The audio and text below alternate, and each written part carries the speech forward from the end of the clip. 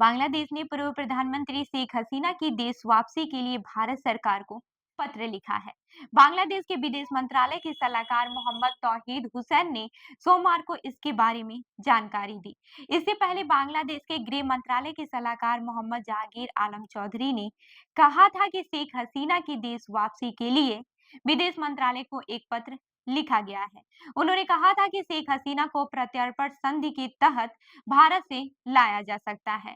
इस साल अगस्त महीने में बांग्लादेश में व्यापक हिंसक विरोध प्रदर्शन के बीच शेख हसीना ने पीएम पद से इस्तीफा दे दिया था और देश छोड़कर भारत आ गई थी। वहीं बांग्लादेश के विदेश मंत्रालय के सलाहकार मोहम्मद तौहीद हुसैन ने कहा, हमने राजनयिक प्रक्रिया के तहत भारत सरकार को पूर्व प्रधानमंत्री शेख हसीना को वापस भेजने के लिए संदेश दिया है।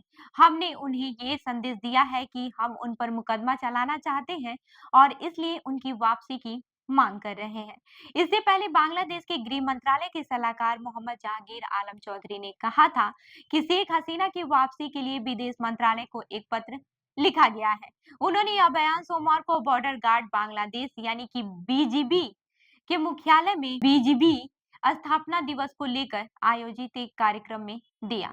उन्होंने यह भी कहा कि शेख हसीना प्रत्यार्पण समझौते के तहत वापस भेजी जा सकती हैं।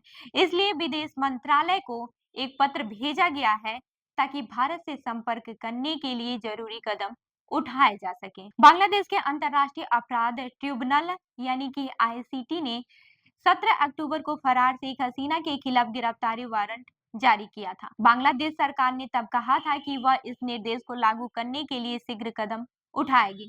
बांग्लादेश में छात्रों के आंदोलन में सैकड़ों लोगों की मौत हुई थी। सरकारी नौकरियों में आरक्षण के खिलाफ शुरू हुआ ये विरोध प्रदर्शन बाद में शेख हसीना को पद से हटाने की मांग तक पहुंच गया था। भारत और बांग्लादेश के बीच प्रत्यर्पण संधि है। भारत और बांग्लादेश के बीच 28 जनवरी 2023 को प्रत्यर्पण संधि हुई थी। तब भारत के तत्कालीन गृह मंत्री सुशील कुमार शिंदे और बांग्लादेश के गृह मंत्री मोइनुद्दीन खान आलमगीर ने ढाका में इस संधि पर हस्ताक्षर किए थे।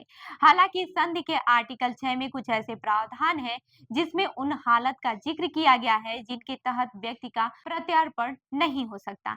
इसमें स्पष्ट तौर पर कहा गया है कि ये संधि उन लोगों पर लागू नहीं होगी जिन पर राजनीतिक अपराध के आरोप हैं और इसके तहत सिर्फ वही लोग आएंगे जिन पर हत्या और अन्य गंभीर अपराध के आरोप हैं।